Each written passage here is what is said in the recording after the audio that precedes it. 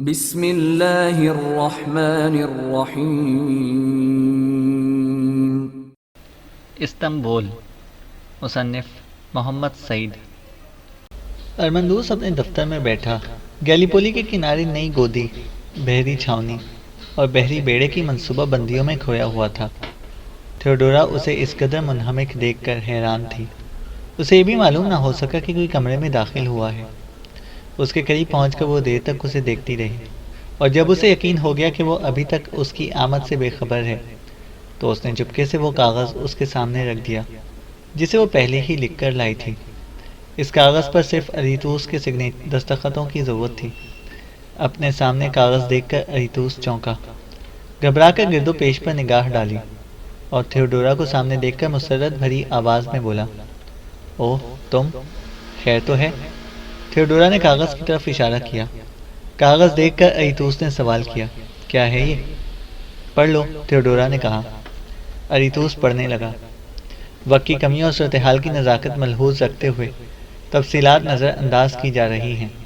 سلطان محمد اپنی آنکھوں سے قسطنطنیہ کے دفاعی انتظامات کا جائزہ لینے کے لیے انتہائی پراسرار حالات میں آدرنا سے روانہ ہو چکا ہے۔ جو یونانی فوجیں نئے برجوں کی تعمیر میں مزاحمت ڈالنے کے لیے باسفورس اور مارمورا کے ساحلوں پر برائے نام جنگی مشقوں میں مصروف ہیں، ان میں سے ایک انتہائی موزوں دستہ منتخب کر کے فوراً سلطان کی پیشوائی کے لیے روانہ کر دیا جائے، اور اس بات کا خیال رکھا جائے کہ سلطان شاہراہ پر سفر نہ کرے گا۔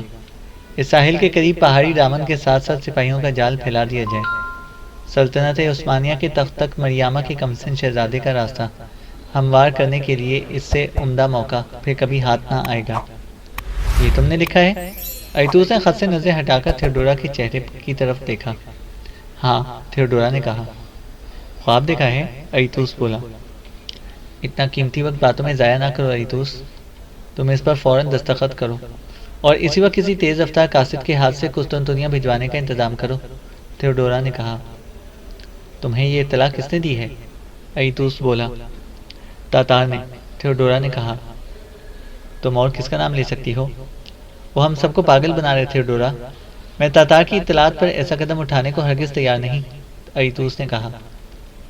تاتار نے تمہیں واقعی پاگل بنا دیا ہے۔ اس نے اپنی ذہانت سے ایسی شاندار ترقی کی ہے کہ اب تم اس کی گرد راہ کو بھی نہیں پا سکتے، اور اس سے پہلے کہ تاتار کے قدموں سے اٹھتا ہوا گرد و غبار تمہاری پوری کائنات کو تاریک بنا دے، تم اس خط کو قسطنطنیہ بھجوا دو، تھیوڈورا نے کہا۔ اوہ، اریتوس مسکرایا۔ اس کی مسکراہٹ نفرت اور حقارت میں ڈوبی ہوئی تھی۔ آخر تم پر بھی اس کا جادو چل گیا۔ اگر تاتار تمہاری سیاسی زندگی تباہ کرنے میں کامیاب ہو گیا ہے تو اس کا مجھے کوئی افسوس نہیں، مگر میں تو اپنے دیوالیہ پن کا ثبوت نہیں دے سکتا، اریتوس بولا۔ اریتوس، میں نہایت ادب سے درخواست کرتی ہوں کہ اتنا قیمتی وقت ضائع نہ کرو۔ تاتار پر نہیں، مجھ پر بھروسہ کرو۔ تاتار تمہارے مقابلے میں کامیاب ہو سکتا ہے، مگر میرے سامنے وہ طفل مکتب ہے۔ تو میری شخصیت کا مذاق نہ اڑاؤ۔ میں اپنے حسن و شباب کی قسم کھا کر کہتی ہوں، تاتار کی روح میری مٹھی میں تڑپ رہی ہے۔ اگر تم چاہو تو میں تمہیں اس کا جھکا ہوا سر اپنے قدموں میں، اپنی ٹھوکروں میں دکھا سکتی ہوں، تھیوڈورا نے کہا۔ اریتوس اپنا سر دونوں ہاتھوں میں تھام کر خاموش بیٹھ گیا اور تھیوڈورا کو دیکھنے لگا۔ جذبات کی شدت نے تھیوڈورا کے حسین چہرے کو اور زیادہ دل فریب بنا دیا تھا۔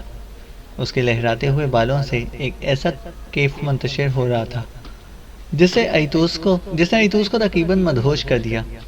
وہ سوچنے لگا کہ جس عورت کی مرضی کے خلاف وہ خود سانس تک نہیں لے سکتا، جس کے حکم پر وہ اپنی جان خوشی سے قربان کر سکتا ہے، اس کے سامنے تاتار کی کیا حیثیت ہے؟ تھیوڈورا سچ کہتی ہے۔ نہ صرف تاتار بلکہ اس پوری دنیا کی روح بھی تھیوڈورا کی لمبی مخروطی انگلیوں میں تڑپ رہی ہے۔ اس نے تھیوڈورا کے سامنے اپنے دونوں ہاتھ پھیلا دیے اور اسے اپنے قریب آنے کا اشارہ کرتے ہوئے کہا، تم واقعی جادوگرنی ہو تھیوڈورا۔ تھیوڈورا نے آہستگی سے اس کا ایک ہاتھ تھاما اور اس میں قلم تھما دیا اور طنزیہ انداز میں مسکراتی ہوئی بولی، لو، اس پر دستخط کرو۔ بہیمانہ جذبات کے غلبے سے اریتوس کے اعصاب جھنجھنا اٹھ رہے تھے۔ اس نے ایک فرمانبردار بچے کی طرح کاغذ پر دستخط کر دیے۔ تھیوڈورا اس وارفتگی پر ایک بار پھر طنزیہ انداز میں مسکرائی اور خط اٹھا کر احتیاط سے تہہ کرنے لگی۔ دستخط کرتے ہی اریتوس کے ہاتھ سے قلم چھوٹ گیا۔ تھیوڈورا نے قلم اٹھا کر اسے دیتے ہوئے کہا، تمہیں اپنی اور اپنے قلم کی بہت زیادہ حفاظت کرنی چاہیے۔ تم ایک ذمہ دار آدمی ہو اریتوس۔ مسیحی دنیا کو تمہاری ذات سے بہت ساری توقعات وابستہ ہیں، تھیوڈورا نے کہا، لیکن تمہارے سامنے یہ احتیاط کس طرح کر سکتا ہوں؟ تم نے تو سچ مچ میرے اوپر جادو کر دیا ہے، اریتوس بولا۔ تھیوڈورا کی مسکراہٹ اور گہری ہو گئی، جیسے اس وقت وہ صرف اریتوس پر نہیں بلکہ مردوں کی پوری برادری پر ہنس رہی ہو، ان کی کمزوری کا مذاق اڑا رہی ہو۔ اریتوس نے کچھ اور کہنا چاہا تو اس نے ہونٹوں پر انگلی رکھ کر اسے خاموش کر دیا اور پروکار لہجے میں بولی، اچھا اب باتیں نہ بناؤ، اس خط کو فوراً قسطنطنیہ بھجوانے کا بندوبست کرو، یہ انتہائی اہم ہے۔ میں بے حد مصروف ہوں، تم خود ہی تھوڑی سی تکلیف کر کے سانتا میرینا کی طرف چلی جاؤ اور راہب کو میرا سلام پہنچا کر کہو کہ یہ خط فوراً روانہ کر دیا جائے، اریتوس نے کہا۔ ایسی کیا مصروفیت ہے؟ تھیوڈورا بولی، ہمیں سلطنت عثمانیہ پر ہر محاذ سے حملہ کرنا چاہیے۔ سلطان گیلی پولی کے جزیرے کو بحری چھاؤنی میں تبدیل کرنا چاہتا ہے، جہاں گودی بنے گی، جہاز سازی کا کارخانہ وجود میں آئے گا، اور جو قوم آج یورپ کی ناقابل تسخیر بحری قوت تسلیم کی جاتی ہے، وہ اب یورپ کی زبردست بحری قوت بھی بن جائے گی۔ تمہاری دعا سے میں بھی ایسا ہی منصوبہ بنا رہا ہوں کہ سلطنت کا سارا خزانہ خالی ہو جائے گا، وہ خزانہ جس میں ایشیا اور یورپ کی دولت سمٹ آئی ہے۔ سلطنت بک جائے گی، تخت و تاج بک جائے گا، وہ حسین لونڈیاں اور کنیزیں بک جائیں گی جن کے قدم سے سلطانی حرم آباد ہیں، مگر گیلی پولی کا جزیرہ غیر آباد ہی رہے گا، اریتوس کہہ رہا تھا۔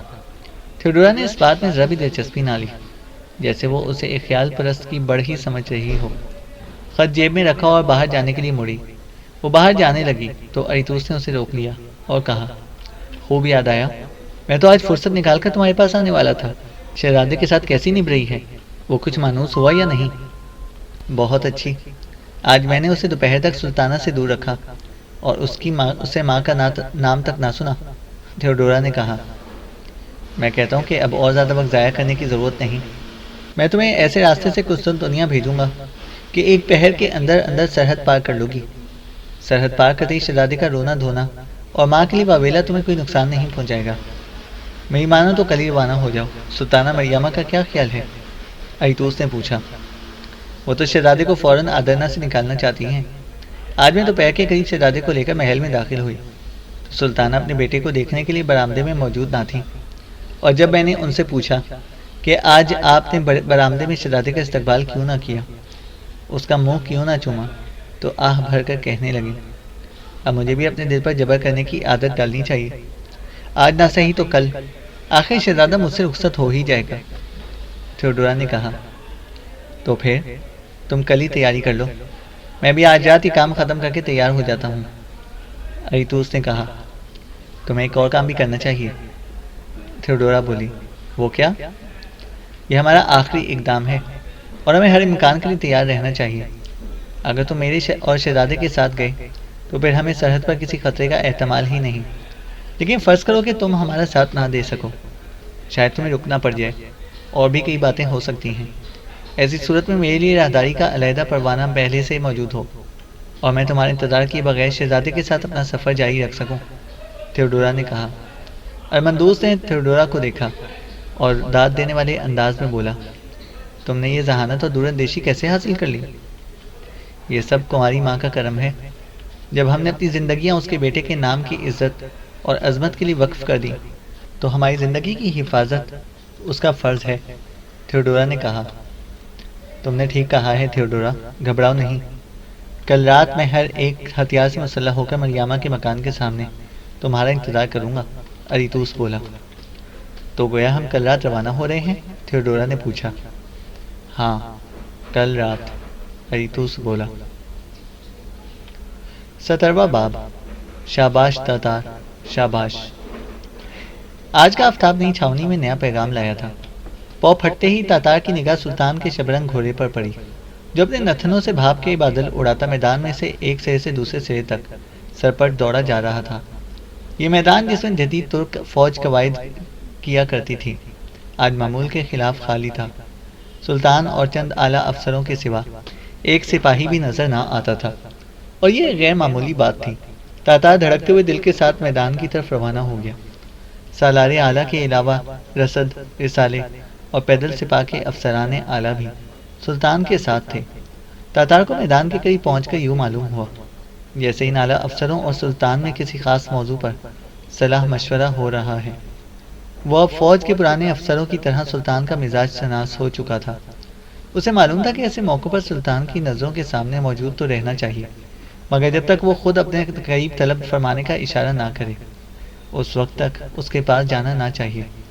سلطان محمد کی یہ عادت تھی، اور غالباً بہت اچھی عادت تھی، کہ وہ اپنے افسروں کو طویل اور بعض اوقات بے محل مشورے بھی بڑے غور اور ٹھنڈے دل کے ساتھ سنتا تھا۔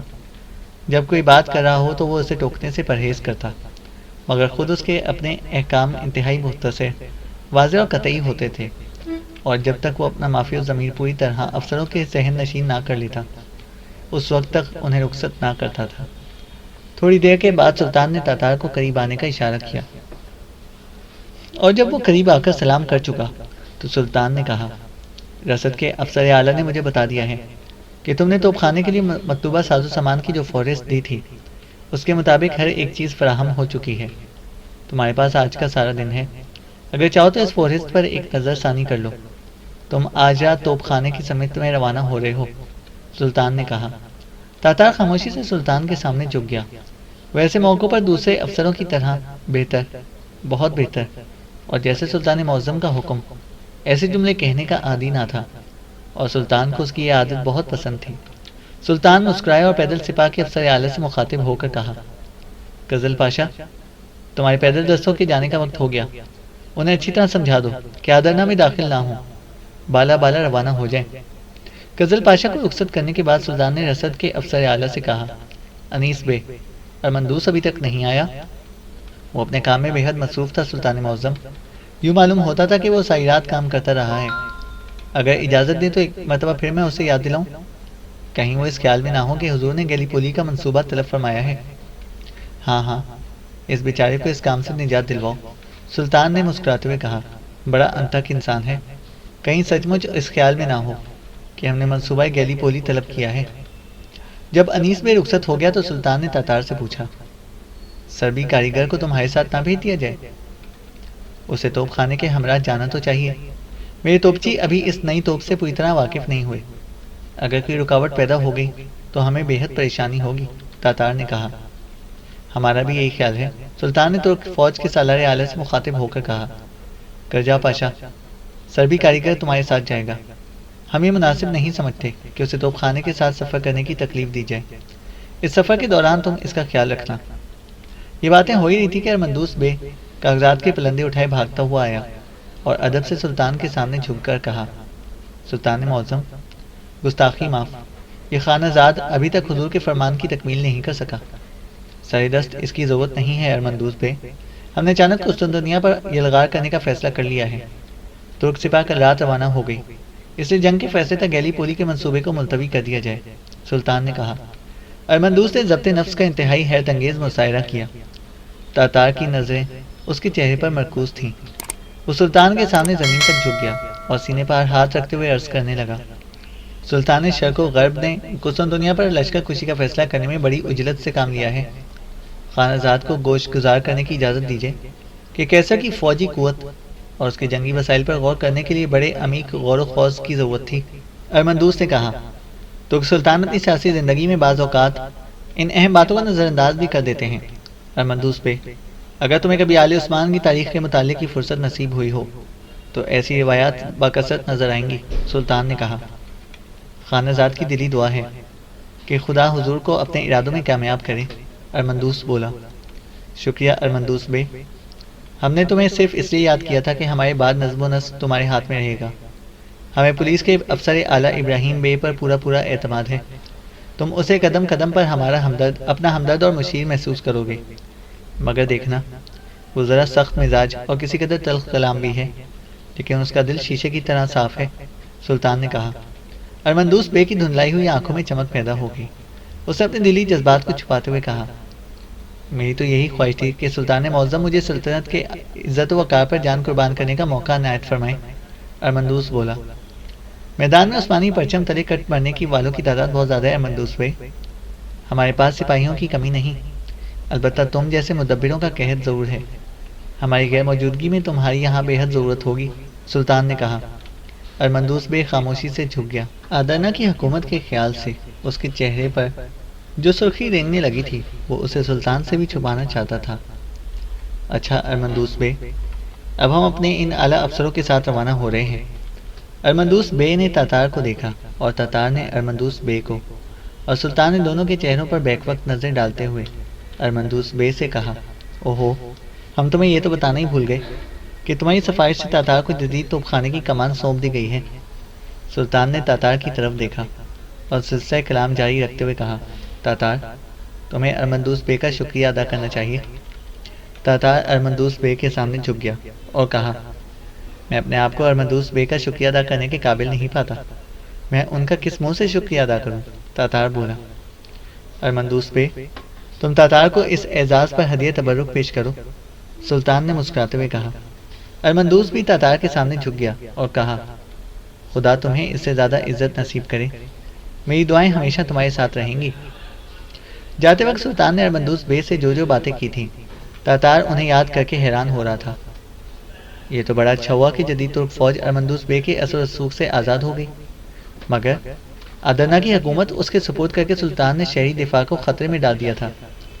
کیا سلطان کا یہ خیال ہے کہ جب ترک فوجی قسطنطنیہ کی ناقابل تسخیر دیواروں کے لیے زندگی اور موت کی جنگ میں مصروف ہوں گی تو سلطنت کی غیر مسلم خصوصیت کے ساتھ یونانی رعایا یہ سوچ کر خاموش رہے گی کہ اس وقت آدرنا کا حاکم ان کا اپنا آدمی ہے؟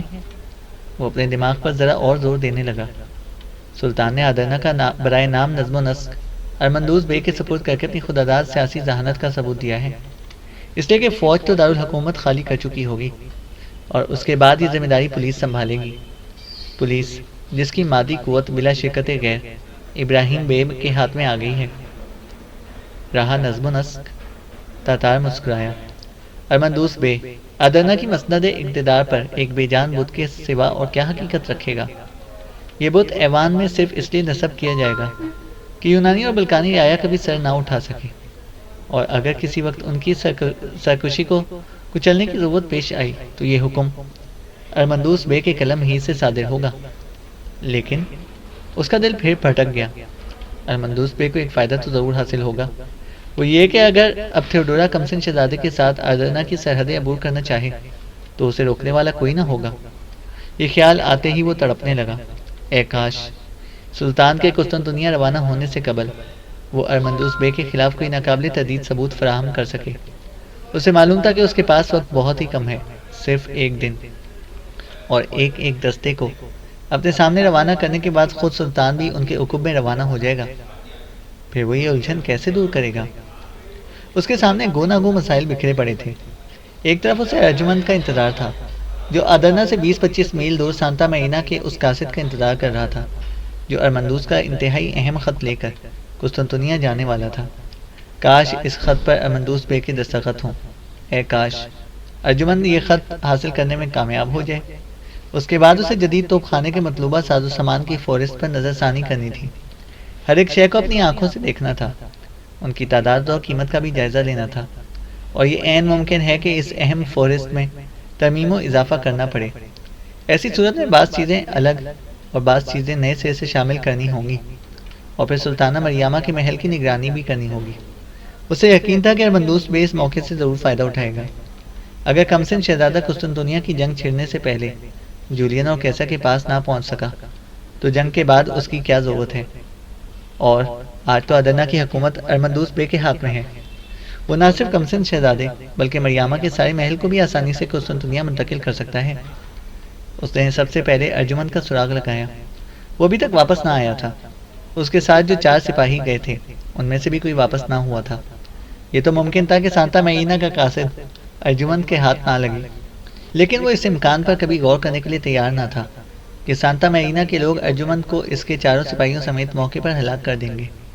اس نے اپنے اردلی کو قطعی حکم دیتے ہوئے کہا، میں توپ خانے کی باریکوں میں کام کر رہا ہوں، ارجمند جب واپس آئے تو اسے فوراً میرے پاس بھیج دینا، میں بیریکوں میں ہوں گا یا گودام میں۔ توپ خانے کا سارا سامان گوداموں سے نکل کر میدان میں آ چکا تھا، اور وہ جانور جمع کیے جا رہے تھے جن پر اسے لادنے کا کام باقی رہ گیا تھا۔ اس نے نئے سرے سے سامان کی جانچ پڑتال شروع کر دی۔ سلطان نے اس پر نظر ثانی کا موقع دے کر اس پر بڑا احسان کیا تھا۔ ایسی کئی چیزیں تھیں جو غیر ضروری معلوم ہوئیں اور ان کی جگہ بعض انتہائی ضروری چیزیں اس میں شامل کی گئیں۔ وہ سوچنے لگا، افسر بن جانا بہت آسان ہے مگر تجربہ حاصل کرنا بہت مشکل۔ اسے اپنی یہ عادت بالکل پسند نہ آئی کہ وقت کے ساتھ ساتھ اس کا نظریہ بھی بدلتا رہتا تھا۔ اسے جو چیزیں آج پسند تھیں کل وہ اس کی پسند پر افسوس کرتا تھا۔ اس کی اور سلطان کی عمریں قریب قریب برابر تھی، پھر سلطان نے یہ تجربہ اور بصیرت کیسے حاصل کر لی تھی کہ وہ فوری طور پر چیزوں کے متعلق، انسانوں کے متعلق اور اپنے منصوبوں کے متعلق ایسے فیصلے کرتا تھا جن پر نظر ثانی کا سوال ہی پیدا نہ ہوتا۔ باقی سلطان سلطان ہے اور سپاہی سپاہی۔ تاتار کو کام کرتے کرتے شام ہو گئی۔ وقت تیزی سے گزر رہا تھا۔ شام کے دھندل کے دن کی روشنی پر ایسی صفائی سے مسلط ہو گئے تھے کہ تاتار اس فطری تبدیلی کو محسوس بھی نہ کر سکا۔ جب کاغذوں پر لکھے ہوئے حروف بالکل مدھم ہو گئے تو اس نے اپنی آنکھیں ملی، گھبرا کر اپنے گرد و پیش نگاہ ڈالی۔ میدان میں شمعیں روشن ہو چکی تھیں۔ توپ خانے کا سارا ساز و سامان جانوروں پر لد چکا تھا۔ گودام خالی تھا۔ توپ خانے کی روانگی کا وقت افق کی کھڑکی سے سر پر آ رہا تھا، لیکن ارجمند کا کچھ پتہ نہ تھا۔ مریامہ کے محل میں جو کچھ ہو رہا تھا اس کا بھی اسے کوئی علم نہ تھا۔ وہ اس طرح اپنا سر جھاڑ کر اٹھ کر کھڑا ہوا جیسے کسی نے اس کے سر پر ہتھوڑے مارے ہوں، اور توپ خانے کے منشی کو بلا کر پوچھا، تمہیں یہاں ارجمند تو نظر نہیں آیا؟ جی نہیں، منشی نے کہا۔ خیر، وہ یہاں ضرور آئے گا، اب میں جاتا ہوں۔ اسے بتانا کہ میں پہلی چوکی کے معائنے پر جا رہا ہوں، مجھ سے وہیں پر آ کر ملے۔ پہلی چوکی؟ منشی نے حیران ہو کر تاتار کو دیکھا۔ ہاں، پہلی چوکی، تاتار نے منشی کو تسلی دیتے ہوئے کہا۔ گھبراؤ نہیں، اگر تم نے پہلی چوکی نہیں دیکھی تو کوئی بات نہیں، ارجمند کو اس کا علم ہے۔ تاتار بلود کے گھنے درختوں کے اس قطار کے سرے پر پہنچ چکا تھا جو سلطانہ مریامہ کے محل کے سامنے مشرق میں دیوار کی طرح پھیلی ہوئی تھی۔ وہ اس قطار کے ایک ایک درخت سے واقف تھا، ایک سے دوسرے کے درمیان کتنا فاصلہ تھا اور کون سا درخت محل کی دیوڑی کے عین سامنے تھا، اسے اس کا بھی پورا پورا علم تھا۔ وہ ایک عرصے سے ان کی آڑ میں محل کی نگرانی کرتا رہا تھا۔ یہیں چھپ کر اس نے پہلی بار تھیوڈورا کو کنیز کی حیثیت سے یونانی بڑھیا کے ساتھ محل میں داخل ہوتے دیکھا تھا۔ اس نے یہیں ارمندوس بے کو تھیوڈورا اور مریامہ سے مشورہ کرنے کے بعد باہر آتے دیکھا تھا۔ تھیوڈورا کمسن شہزادے کو لے کر باہر نکلتی، پہروں محل سے دور رہتی، اور جب واپس آتی تو تاتار یہیں موجود ہوتا۔ آخری تاریخوں کا چاند طلوع ہونے میں کافی دیر تھی، لیکن باہر کی اس نیم تاریک رات بھی ایک عجیب حسن تھا۔ ادرنا کی شہری آبادی مشرقی دروازے کے باہر میدان میں جمع ہو کر آخری طوفانی دستوں کی روانگی کا منظر دیکھ رہی تھی، جو دو رویا طویل مشعلوں کی روشنی میں ادرنا سے قسطنطنیہ کی طرف روانہ ہو رہے تھے۔ ترکوں کو یہ نظارہ دیکھے جیسے صدیاں بیت چکی تھی، ورنہ کی جنگ کے پورے 7 سال بعد یہ موقع ہاتھ آیا تھا۔ جانے والے سپاہیوں اور انہیں ہنس ہنس کر الوداع کہنے والی ماؤں، بہنوں اور بیویوں کے دل نئے ولولوں، امنگوں اور ارمانوں سے آباد تھے۔ قسطنطنیہ کی طرف عثمانیوں کی یہ تیسری الغار تھی۔ مریامہ کے محل کا ماحول خلاف معمول اداس اور خاموش تھا۔ اس محل پر ختم ہونے والی ہر ایک کشادہ سڑک اور تنگ و تاریک گلی کوچے اداس اور خاموش تھے۔ شام خاموشی اور اداسی کے ساتھ رات میں منتقل ہو چکی تھی۔ اچانک تاتار نے کسی کو تیزی سے درختوں کی قطار کے سرے پر سرکتے ہوئے دیکھا۔ یہ ارجمند تھا، جو تاتار سے ملنے کے لیے پہلی چوکی تک آ پہنچا تھا۔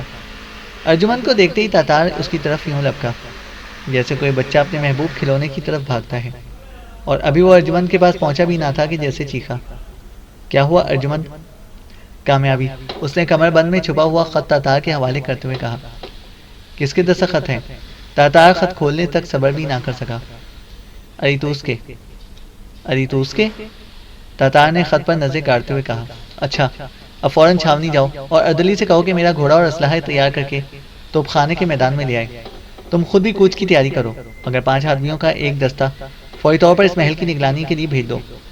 میں جب تک ابراہیم بے سے ملاقات نہ کر لوں اس وقت تک محل کی نگرانی ہمارا فرض ہے۔ ارجمند الٹے پاؤں واپس لوٹ گیا، اور تاتار نے مدھم سی روشنی میں خط کے نیچے اریتوس کے دستخط دیکھنے کی کوشش کی، پھر اسے لپیٹ کر کمر بند میں رکھا ہی تھا کہ محل کی جنوبی دیوار کے نیچے گلی کے موڑ پر گھوڑے کے ہنہنانے کی آواز سنائی دی۔ وہ چونکا، یہ گھوڑا کس کا تھا اور وہ شخص محل کے نیچے کیا کر رہا تھا؟ تاتار اور گھوڑے کے درمیان کم سے کم 300 قدم کا فاصلہ تھا، اور اس کے سامنے 200 قدم تک چٹیل میدان پھیلا ہوا تھا۔ وہ سوچنے لگا، ممکن ہے کہ گھوڑا اریتوس کے لیے لایا گیا ہو یا تھیوڈورا کے لیے، اور اگر وہ اچانک محل سے نکل کر گھوڑے پر سوار ہو جائے تو وہ اس کا کبھی تعاقب نہ کر سکتا تھا، کبھی اس کی گرد کو بھی نہ پہنچ سکتا تھا۔ یہ خیال آتے ہی اسے یوں محسوس ہوا جیسے تھیوڈورا اس کے ہاتھ میں آیا ہوا تاج چھین کر بھاگی جا رہی ہے۔ اس نے فیصلہ کیا، گھوڑے کہ میرے پاس پہنچنا بے حد ضروری ہے۔ یہ فیصلہ کر کے اس نے بلوط کے گھنے درختوں کی قطار تیزی سے پار کی، جہاں قطار ختم ہوتی تھی اس کے جنوبی میدان کے کنارے پر چھوٹے چھوٹے پودوں کی قطار تھی۔ البتہ سڑک سے گلی کے موڑ تک کوئی آڑ نہ تھی، اور یہ فاصلہ اتنا زیادہ بھی نہ تھا۔ وہ پودوں کے سرے پر سڑک کے اس کنارے پر رک گیا، چاروں طرف دیکھا، ہر چیز معمول کے مطابق تھی۔ محل کی مشرقی دیوار کے سائے میں کوئی شخص دو گھوڑوں کی لگام تھامے گلی میں خاموش کھڑا تھا۔ اس نے اطمینان سے سڑک پار کی اور گلی میں آ گیا۔ اس نے گھوڑوں کی لگام پکڑنے والے شخص کو پہچاننے کی کوشش کی، لیکن اس نے تاتار کو دیکھ کر اپنا منہ دوسری طرف پھیر لیا۔ تاتار کا ہاتھ تیزی سے کمر بند میں چھپے ہوئے خط کو ٹٹولنے کے بعد پیش قبض کی طرف سڑکنے لگا، اور وہ آہستہ آہستہ چلتا ہوا موڑ پر کھڑا ہو گیا۔ جس شخص نے گھوڑوں کی لگام تھام رکھی تھی اسے گردن پھیری، تاتار کو دیکھا اور اچانک سڑک کی طرف متوجہ ہو گیا، جہاں سے قدموں کی آہٹ بتدریج تیز ہو رہی تھی۔ تاتار جلدی سے نیچے بیٹھ گیا۔ اریتوس سڑک کا موڑ مڑ کر گلی میں آیا، جسے دیکھ کر گھوڑوں نے زمین پر پاؤں مارنے شروع کر دیے۔ یہ اریتوس کے ذاتی گھوڑے تھے۔ تاتار دیوار کو ٹٹول کر آہستہ آہستہ کھڑا ہونے لگا۔ اسے جس بات کی توقع تھی وہ اب اچانک عمل میں آ رہی تھی۔ وہ دیوار کے ساتھ جھک کر گھوڑوں کی طرف رینگنے لگا۔ اریتوس کے پیچھے تھیوڈورا راہبہ کا مخصوص لباس پہنے اور کمسن شہزادے کو سینے سے لگائے گلی میں آ گئی تھی۔ دونوں گھوڑے ہنہنانے اور جلدی جلدی زمین پر پاؤں مارنے لگے۔ اریتوس نے اپنی مخصوص آواز میں گھوڑوں کو چمکارا اور آگے بڑھ کر کمسن شہزادے کو تھیوڈورا کی گود سے لے لیا۔ اس کا خدمتگار تھیوڈورا کا گھوڑا الگ کر کے ذرا آگے آیا اور رکاب تھام لی، اور دونوں نے مل کر تھیوڈورا کو گھوڑے پر سوار کیا۔ جب وہ گھوڑے پر سنبھل کر بیٹھ گئی تو اس نے شہزادے کو لینے کے لیے اپنے دونوں ہاتھ پھیلائے، اور اریتوس تھیوڈورا کے قریب آ گیا۔ ابھی اس نے شہزادے کو اپنے ہاتھوں میں اٹھایا ہی تھا کہ تاتار نے دونوں گھوڑوں کے درمیان اچانک اپنا سر نکالا اور گرجدار آواز میں بولا، ٹھہرو، یہ کون ہے؟ اوہ تاتار! اریتوس ہکلایا، لیکن پھر فوراً ہی سنبھل گیا۔ اپنے لہجے کو پروقار بناتے ہوئے بولا، میں تو یقین کر چکا تھا کہ تم جدید توپ خانے کی کمان پر مطمئن ہو جاؤ گے، لیکن معلوم ہوتا ہے کہ ایسی خوشی تمہاری قسمت میں نہیں لکھی۔ اچھا ہوا کہ تم آ گئے، اریتوس بولا۔ یہ کہہ کر اریتوس نے اپنی یونانی خدمتگار کو اشارہ کیا، مگر اس سے پہلے کہ وہ تاتار کے قریب آتا، اس کی کمر میں لٹکتی ہوئی تلوار کا قبضہ تاتار کے ہاتھ میں تھا، اور خالی نیام ابھی تک اس کی کمر سے لٹک رہی تھی۔ گلکار اور یونانی کتب خانے کی دوستانہ ملاقاتیں ختم ہو چکی اریتوس، اب ہم سلطنت عثمانیہ کے تاج کے لیے ایک دوسرے کے سامنے آ گئے ہیں، دیکھیں اس پر کون قبضہ کرتا ہے۔ تاتار نے اریتوس کو اپنی تلوار کی نوک پر رکھ کر تھیوڈورا کی طرف دیکھا، جو گلی کا موڑ مڑ کر کشادہ سڑک پر اپنا گھوڑا سر پر دوڑائے بھاگی چلی جا رہی تھی۔ تاتار کچھ سوچنے لگا اور اریتوس کو موقع مل گیا۔ اس نے زور سے گھوڑے کی لگام کو جھٹکا دیا، گھوڑا بتکا۔ تاتار ادھر متوجہ ہوا اور وہ شہزادے کو لے کر ایک طرف کو بھاگ کھڑا ہوا۔ تاتار نے اس کا تعاقب کیا۔ یونانی خدمتگار نے اس پر کمند پھینکی جو اس کے پاؤں میں الجھ گئی۔ تاتار گرا، سنبھلا اور اریتوس کے پیچھے پھر بھاگا۔ دونوں محل کے سامنے والی کشادہ سڑک کی طرف بھاگے جا رہے تھے۔ اریتوس گلی کا موڑ مڑ کر دیوانہ وار سڑک پر آ گیا۔ دوسری طرف سے ایک بھگی آ رہی تھی جس کے آگے 8 سرکش مشکی گھوڑے جتے ہوئے تھے۔ اریتوس نے جلدی سے سڑک پار کرنے کی کوشش کی۔ بھگی اس کے سر پر آ چکی تھی۔ پہلے گھوڑے نے اسے اپنی لپیٹ میں لے لیا۔ بھگی کے اندر سے ایک زوردار آواز گونجی، روکو! کوچوان نے گھوڑوں کو روکنے کی کوشش کی اور 8 کے 8 گھوڑے باری باری اریتوس کے جسم پر ٹاپے مارتے اور اسے کچلتے ہوئے آگے جا کر رک گئے۔ اریتوس اور شہزادے کی لاشیں پامال ہو چکی تھیں، اور تاتار دونوں کو حیرت اور افسوس کے ساتھ دیکھ رہا تھا۔ کشادہ سڑک پر اچانک چہل پہل شروع ہو گئی۔ غالباً آخری ترک دستہ مشرقی دروازے سے رخصت ہو چکا تھا۔ ترک عمرہ گھروں کو لوٹ رہے تھے اور سلطان بھی اپنی بھگی پر واپس آ رہا تھا۔ سلطان بھگی سے اترا، وہ ارمندوس بے کو پہچان چکا تھا۔ اس کے مشیر بھی اس کے پیچھے جلدی سے اترے اور انہوں نے تاتار کو گھیر لیا، جس کے ایک ہاتھ میں ابھی تک ننگی تلوار چمک رہی تھی اور دوسرا ہاتھ پیشے قبض کے اوپر اس خط کو ٹٹول رہا تھا جس پر اریتوس کے دستخط تھے۔ سلطان ارمندوس بے پر جھکا، اسے ہاتھ لگا کر دیکھا وہ ٹھنڈا ہو چکا تھا۔ پھر وہ افسوس کرتا ہوا بچے کی طرف متوجہ ہوا، وہ بھی مر چکا تھا۔ دونوں اس بھگی کے نیچے کچلے جا چکے تھے جس پر سلطان سوار تھا، اور سلطان کو ایسا محسوس ہوا گویا وہ ان دونوں بے گناہوں کا قاتل ہے، حالانکہ ان کا اصلی قاتل سڑک کے کنارے سلطانی مشیروں کے نرغے میں سر جھکائے کھڑا تھا۔ کتنا خوبصورت بچہ تھا۔ سلطان اس کی لاش ٹھیک کرنے لگا۔ اس کے ساتھ اب دو ایک امیر بھی بچے کے کچلے ہوئے ہاتھ اور پاؤں ٹھیک کر رہے تھے کہ اچانک ایک بوڑھے امیر کے منہ سے نکلا، شہزادہ مصطفیٰ۔ شہزادہ مصطفیٰ؟ سلطان بچے پر جھک گیا۔ اس کا دل پہلے ہی سے گواہی دے رہا تھا کہ اس نے یہ صورت پہلے کہیں ضرور دیکھی ہے۔ اس کا کمسن بھائی اس کے سامنے مرا پڑا تھا۔ سلطان کی آنکھوں میں اندھیرا چھا گیا۔ اریتوس کا یونانی خدمتگار کہہ رہا تھا، ارمندوس بے کمسن شہزادے کو بچانے کے لیے اپنی جان پر کھیل گیا، اور سلطان دیکھ رہا تھا کہ ارمندوس بے واقعی عثمانی خاندان کی حفاظت کرتے ہوئے قربان ہوا تھا۔ سلطان اٹھا، اس کا جسم غیظ و غضب سے لرز رہا تھا۔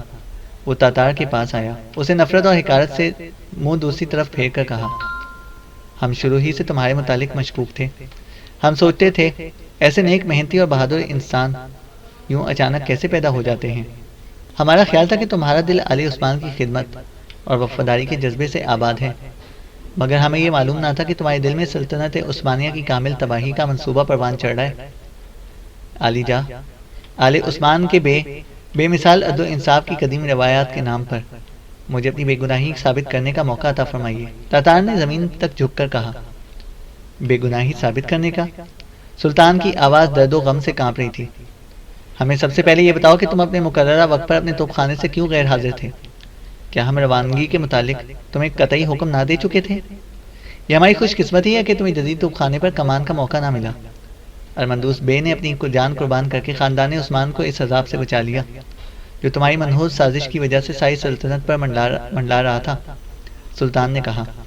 تاتار نے سر اٹھا کر اپنے گرد و پیش نگاہ ڈالی۔ افسروں اور سپاہیوں کا میلہ لگ چکا تھا۔ ابراہیم پاشا پولیس کی معقول جمعیت کے ساتھ موقع پر پہنچ چکا تھا۔ ہر طرف سے تاتار پر انگلیاں اٹھ رہی تھیں، سرگوشیاں ہو رہی تھیں۔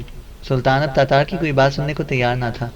جو کھڑا سوچ رہا تھا، کیا وہی خط سلطان کے سامنے پھینک دے جو اس کے ہاتھ میں آیا تھا؟ ابراہیم پاشا، اسے آج رات اپنی نگرانی میں رکھو، کل صبح اس کی قسمت کا فیصلہ سنایا جائے گا، سلطان نے کہا۔ ابراہیم بے تاتار کی طرف بڑھائی تھا کہ ایک معزز بوڑھے ترک نے سلطان کے کان میں کچھ کہا۔ تاتار سوچنے لگا، آخری کوشش کرنی چاہیے، کہیں تھیوڈورا سرحد پار نہ کر لے۔ اسے خط کھول کر اپنے ہاتھ میں پکڑ لیا اور اسے لہراتے ہوئے کہا، علی جا، گستاخی معاف، میں صبح تک انتظار نہیں کر سکتا، میری قسمت کا فیصلہ ابھی صادر فرمائیں۔ اگر میری قسمت میں موت ہی لکھی ہے تو پھر مجھے کیا غم ہے؟ مرنے سے پہلے میں یہ خط آپ کے ملاحظے سے گزارنا چاہتا ہوں۔ ابراہیم بے تاتار کے قریب پہنچ کر رک گیا۔ جس معزز بوڑھے ترک نے سلطان کے کان میں کچھ کہا تھا، اس نے جلدی سے سلطان کو بھی دیکھا اور تاتار کے ہاتھ میں لہراتے ہوئے خط کو بھی، اور جب سلطان نے کسی جذبے کا اظہار نہ کیا تو وہ شخص تاتار کے پاس آیا، اس سے خط لیا اور سلطان کے سامنے بڑے ادب سے پیش کر دیا۔ بیک وقت کئی شمعیں سلطان کے ارد گرد روشن ہو گئیں اور ان کی روشنی میں سلطان خط دیکھنے لگا۔ سب سے پہلے اس کی نظر اریتوس کے دستخطوں پر پڑی۔ یہ کون ہے؟ پھر اس نے سارا خط پڑھ ڈالا اور تاتار سے مخاطب ہوا، اریتوس کون ہے؟ ارمندوس بے، تاتار نے ارمندوس بے کی لاش کی طرف اشارہ کرتے ہوئے کہا۔ سلطان نے شک اور یقین کے ملے جلے جذبات کے ساتھ ایک مرتبہ پھر اریتوس کے دستخط پر نظر ڈالی۔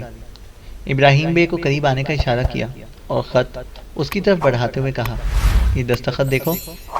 ابراہیم بے نے خط لے کر اریتوس کے نام کو غور سے دیکھا اور کہا، یہ ارمندوس بے کا خط ہے حضور والا۔ ادرنا کی پولیس آج وثوق کے ساتھ یہ دعویٰ کر سکتی ہے کہ دارالحکومت میں سازشی گروہ کا سرغنہ دو مختلف ناموں سے پکارا جاتا تھا۔ ابراہیم پاشا نے کہا، تم نے اپنا یہ اندیشہ اس سے پہلے کبھی ظاہر نہیں کیا؟ سلطان نے پوچھا۔ ابراہیم نے سلطان کو دیکھنے کی کوشش کی مگر کامیاب نہ ہو سکا۔ اس کی نظریں اٹھیں پھر جھک گئیں۔ اس نے کہا، تجربے انمول ہیں علی جا، جنہیں صرف ندامت، تعصف اور پشیمانی کے آنسو ہی سے خریدا جا سکتا ہے۔ سلطان نے کنکھیوں سے تاتار کو دیکھا۔ ندامت، تعصف اور پشیمانی اس کے چہرے پر پھیل رہی تھی۔ اس نے بھی اپنا سر جھکا کر کہا، تم ٹھیک کہتے ہو ابراہیم بے، ذکاوت اور ذہانت ان تجربوں کی جگہ نہیں لے سکتی۔ لمحہ بھر کے لیے مریامہ کے محل کے سامنے والے میدان پر سکوت طاری ہو گیا، جس کے دوران پولیس نے ہجوم کو منتشر کر دیا۔ بگی کے پاس اب صرف سلطان، تاتار، ابراہیم بے اور چند عمرہ باقی رہ گئے تھے۔ سلطان آہستہ آہستہ تاتار کے قریب آیا جس کا سر ابھی تک جھکا ہوا تھا۔ اس نے اس کی تھوڑی پر ہاتھ رکھ کر اس کا منہ اٹھایا اور کہا، اپنی مختصر سپاہیانہ زندگی میں تمہیں ہمارے ساتھ مختلف مسائل پر تبادلہ خیال کے بے شمار موقع میسر آئے، مگر تم نے آج تک اتنی بڑی سازش کے متعلق کوئی اشارہ تک نہ کیا۔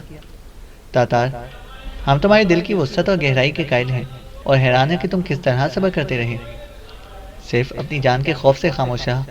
حضور، جس حقیقت کو اس قدر ناقابل تردید ثبوت کے باوجود آپ تسلیم کرنے پر تیار نہ ہوئے، اگر خانہ زاد نے کسی ثبوت کے بغیر اس کا تذکرہ کر دیا ہوتا تو یقیناً اس وقت تک سلطانی قہر کا نشانہ بن چکا ہوتا، تاتار نے کہا۔